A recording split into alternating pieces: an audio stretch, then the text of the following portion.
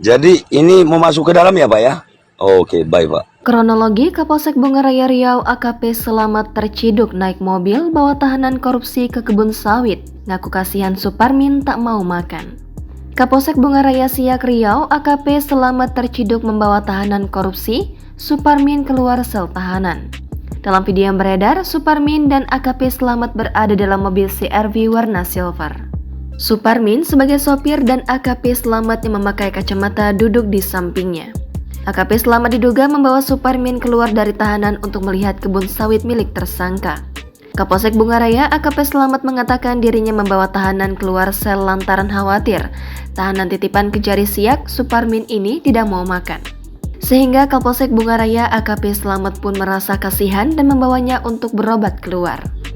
Ia juga mengatakan tindakannya tersebut merupakan murni atas inisiatif pribadi tanpa membawa-bawa nama Kapolres.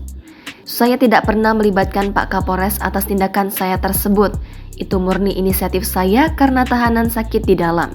Murni spontanitas rasa kemanusiaan, kata AKP Selamat dikutip tribunmedan.com dari tribunpekanbaru.com pada Selasa 17 Oktober. Ia menguraikan kronologinya pada Sabtu 14 Oktober lalu, ia melihat kondisi tahanan yang lemas dan stres.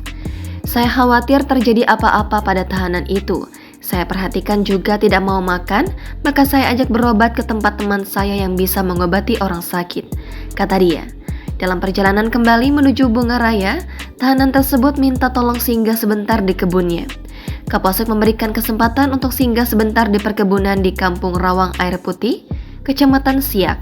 Ada video saat di kebun ini viral sampai saya diperiksa oleh Propam. Karena ini menjadi masalah, tentu saya melapor ke Kapolres bahwa saya melakukan kesalahan, katanya. Ia melanjutkan ada asumsi yang mengatakan ia telah meminta izin ke Kapolres sebelum mengantar tahanan berobat. Ia menegaskan bahwa informasi itu tidak benar. Tidak benar itu, saya tidak pernah meminta izin saat mengeluarkan tahanan. Saya melapor karena video itu viral dan saya siap bertanggung jawab. Mohon jangan disalahartikan, mohon jangan dibawa-bawa Pak Kapolres dalam hal ini, katanya.